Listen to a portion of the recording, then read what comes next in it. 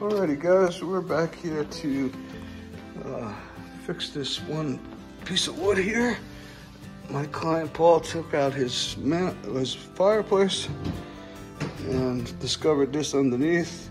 And we had done this for probably, I think back in, it was June or July. So we're back here to make this look like the same. Blend it in and fix that board, so stay tuned.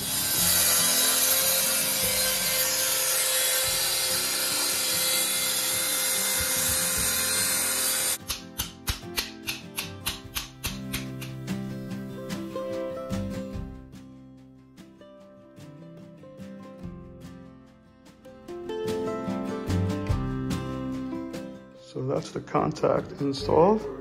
We'll be back in an hour or two to lay the finish, so stay tuned.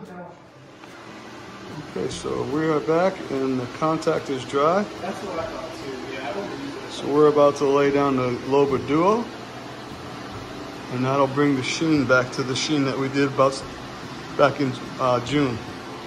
So stay tuned. Alrighty, that's it, it's coated. It's wet now. When it dries, it'll dry to a satin sheen, and the repair is done.